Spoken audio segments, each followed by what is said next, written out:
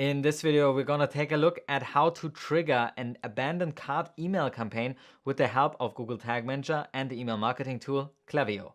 All and more coming up.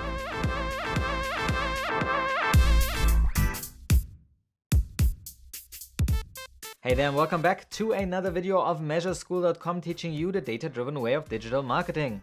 My name is Julian, and on this channel we do marketing tech reviews, tutorials, and the occasional live stream as well. So if you want to keep up to date with all the things that we are doing, hit that subscribe button down below. Now today we want to take a look at how to trigger an abandoned cart email campaign with the help of Google Tag Manager. Now there are great email marketing tools out there, modern email marketing tools, that actually let us send in data via a JavaScript API and then use that data to actually send out emails, personalized emails that are based on the action that the user took on the page. Now one of these instances, and probably the most popular one, is to send out an email if a user enters the checkout but doesn't pay. So he doesn't actually finish his purchase and maybe just needs a reminder, and you can send out an email, an abandoned cart email that leads him back to the actual cart. Now to implement all this, you need to have the data and the right email marketing tool. So there are email marketing tools such as Drip, Klaviyo or Vero that actually can send and receive data via a JavaScript API, and therefore we can actually send the data in with the help of Google Tag Manager. So today we're going to take a look at an example with Klaviyo on how to implement such a tracking and measurement with this email marketing tool. We got lots to cover, so let's dive in. Welcome back to our demo shop. Today we want to do an abandoned cart email campaign with the help of Google Tag Manager. Now first of all, let's take a look. Let's put in a product into the cart and go and check out. And here we need to input our details, our first name and our email address. Now once we exit the email address field, and there's actually an email address in here, then we want to make sure to fire a tag to our email marketing tool. In our case, this will be Klaviyo, to pick up this event. And if the user then doesn't go through and place an order to actually get to the thank you page here, then we want to fire our abandoned cart email saying that the user should come back to the cart. But at the same time, we don't want to send an email once the user actually gets to this order received page. So we need to send another signal to Klaviyo saying that the user has just purchased. So we can prevent emails being sent out to people who have actually purchased. So the plan is really here to track, first of all, when the user enters his email address to this field here, right here. And once he has done that, send off a signal that the user is now identified. We would be able to send him an email. And then once he gets to that last page, send another signal that he has actually paid in order to prevent those abandoned cart emails to go out. Now on this page, I have already installed Google Tag Manager and we'll be using Klaviyo as our email marketing tool to accomplish all this. Now, there are a few other tools out there that you might be able to use in this combination with Google Tag Manager, but please notice that Google Tag Manager is a JavaScript-based tool, and therefore the email vendor that you are using needs to have a JavaScript API, which is the case with Klaviyo and other marketing tools such as Vero or Drip. So you could be using those as well, but for other vendors, check if there's a JavaScript API available. I know that there's none for MailChimp, for example, or for ActiveCampaign, but that doesn't mean that you can't do abandoned cart emails with these email softwares. It just means you can't be using it in combination with Google Tag Manager that easily, because you would need to send the data server side rather than implementing some codes in Google Tag Manager. Now let's proceed with setting this up. First up, we want to track whether somebody enters an email address here and then send that on to our email marketing vendor. Now there are different methods of actually doing this. I came up with a custom listener that I've built, which you can download at measureschool.com/abandoned email. Once you have the JSON file, you can go to the admin section and import this container. It will give you this new listener tag, a trigger that we need to customize, and a variable that is the data layer variable email.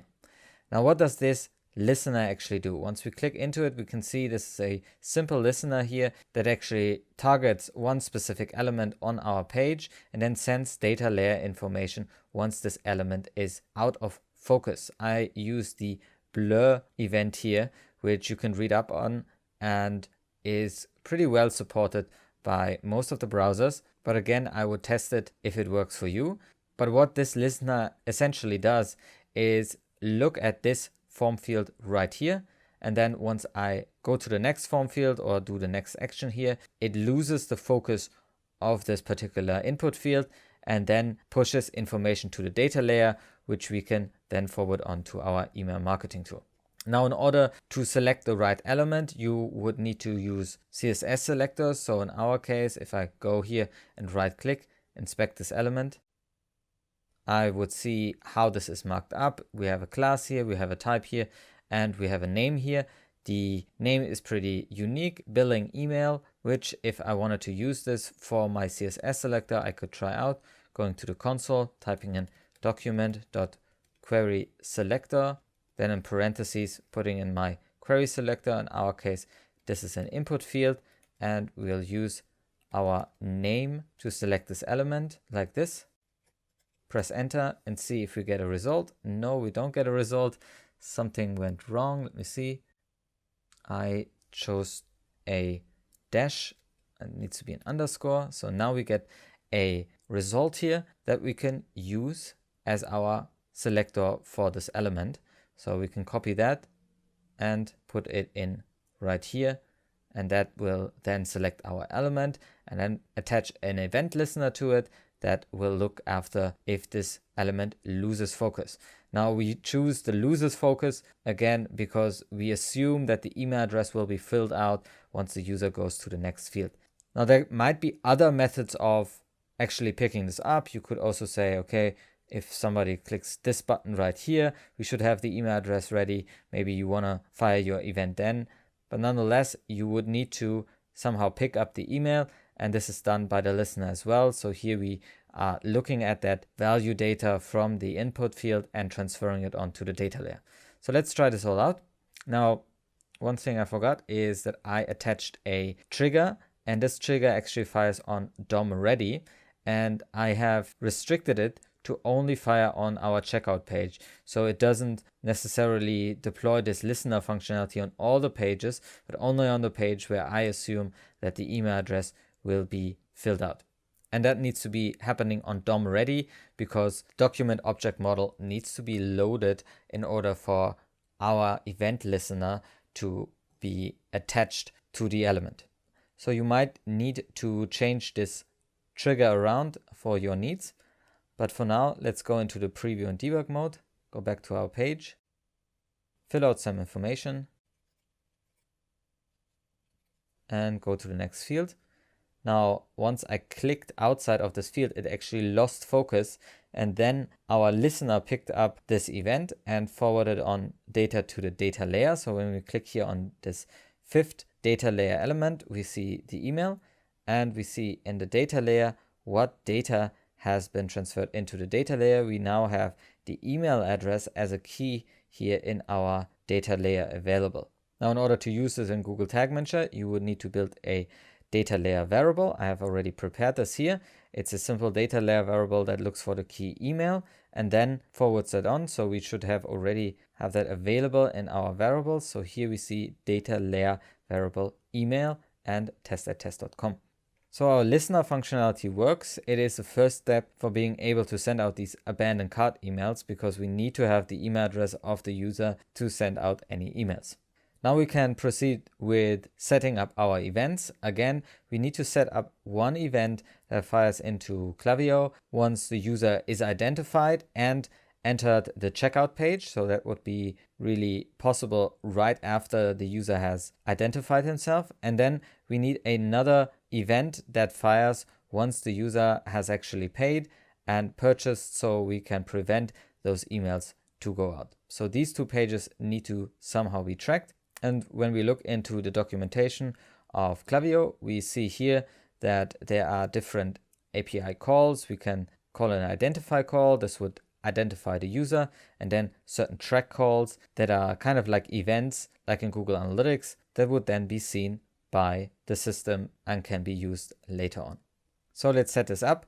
As every JavaScript library and every JavaScript API, this Klaviyo also has a base tracking code, a base library that we need to deploy. You can find that up here in our setup web tracking section. So this is the base code. So let's copy that, go over to Google Tag Manager, take our tags here, go to the new section, and this will be Klaviyo track event for our checkout event. We'll go with the custom HTML option because there's no tag template available yet. And we're going to paste our code in here.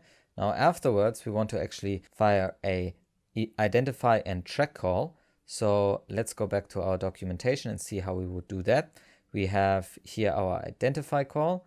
So let's go down and see right here. Here's an identify call, and you can transfer all this information to Klaviyo. Now we don't have this information available in the data layer.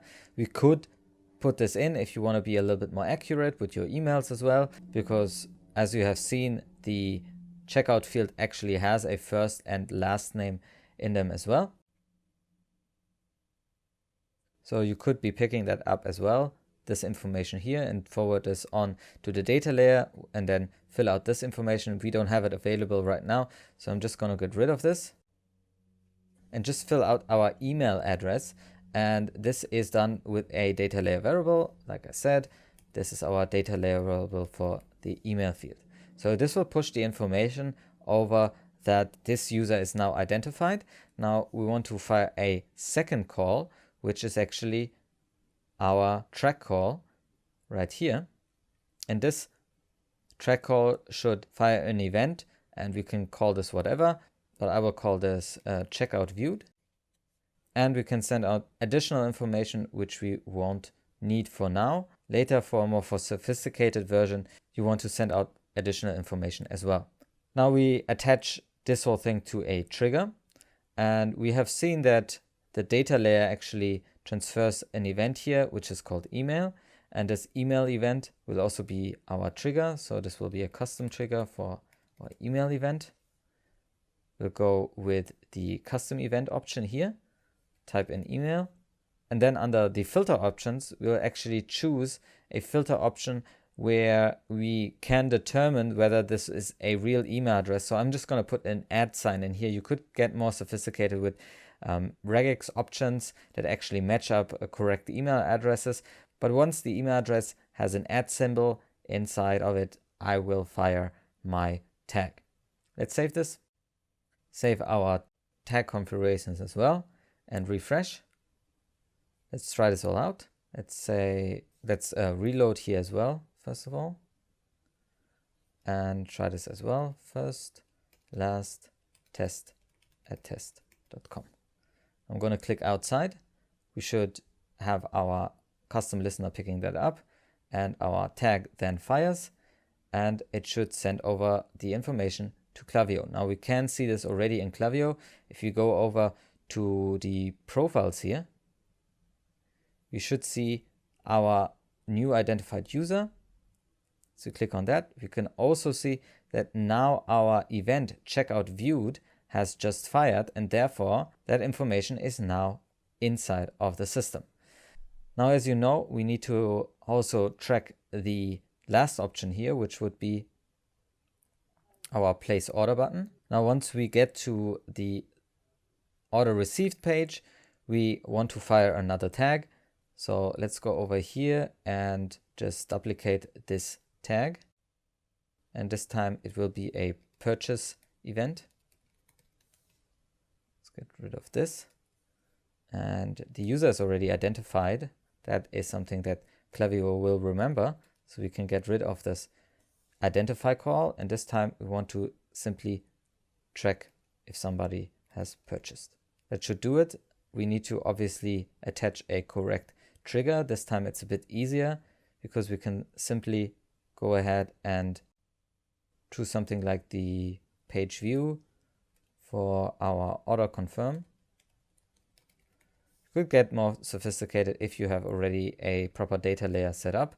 But for now, we'll just go with the page view and we'll fire this on the page path if it contains, let's see, order received right here. All right, let's get rid of our custom event and save this all. Refresh our preview and debug mode. Refresh our page. And now we see our tracked purchase also fires as well. Let's control this inside of Klaviyo. So here is our test.test. Let's see again. So now we have here our checkout viewed and our purchase that happened just now. So now we have all the information available inside of our system and it gets tracked correctly. So we can set up an abandoned cart email sequence.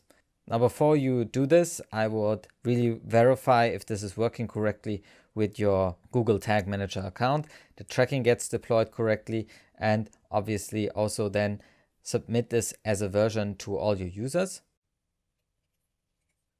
Then it will be live and you should be seeing people being tracked with these profiles in your account. And then you should be able to go ahead and set up a campaign that actually sends out these emails. Now, what you need to make sure is when we go here to flows and create a new flow, give this a name,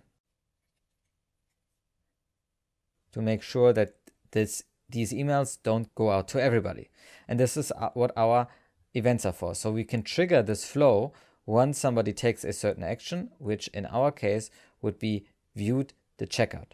So this is the event that we send in, checkout viewed. And then we want to send this out to all those people who view this checkout, but not to those who actually purchased the product. So we can restrict this and filter this to, in this option here, do you want to include certain people? I only want to send these people to people who have not done or have done. In our case, it would be the event purchase at least once since starting this flow. So if they have bought something in the past, we want to still send them the email. So we will go with the starting since this flow started option. We could also put in another failsafe and say, okay, we want to actually exclude everybody who have bought on the same day. That would be have purchased at least once in the last day. Could also say hours. So we make sure that we don't send out too many of these emails if the user comes back and so on. We just want to start this once he hasn't purchased and in the last 24 hours. And that way we can set this up. Let's create this flow. Obviously we send out an email. Now we can schedule this email, for example, 1 hour after somebody has this checkout viewed event but didn't purchase. So let's create this. And our message here is subject, did you forget something? And we can then send out our email. Now to get more sophisticated, you could actually send in what the user has in the cart as well. So what has he actually bought and so on. This is something you could send over to Klaviyo. We haven't done this in our example, but it's definitely possible. And then you could reuse that information inside of the email itself as attributes. Now we don't have these attributes available, so we'll just stick with a generic email like, hey, did you forget something? Go back to the cart. Then we link up the cart here with our normal methods as well. So here we go. And this is what the user gets sent out once he has not purchased, but visited the checkout page and has identified through our form as well. So this is how you can set up an abandoned cart email via Google Tag Manager and the help of a tool like Klaviyo. All right, cool. You now know how to set up an abandoned cart email campaign with the help of Google Tag Manager and Klaviyo. Now you can get much more sophisticated in this. You saw in the video that we only sent in this track data type of checkout viewed, but you could also send in data about the product that was actually viewed, or about the cart, what the user had in its cart at this time. So you could display this as well in the email itself, because these attributes are then available to Klaviyo to be sent out later on. And you can get really sophisticated with this. Now we have just showed you the setup here, but I'd leave it up to your imagination to actually build this out and make this a successful campaign. Now, if you like this video, then give us a thumbs up and also subscribe to our channel right over there, because we'll bring you new videos just like this one every week. Now, my name is Julian. Till next time.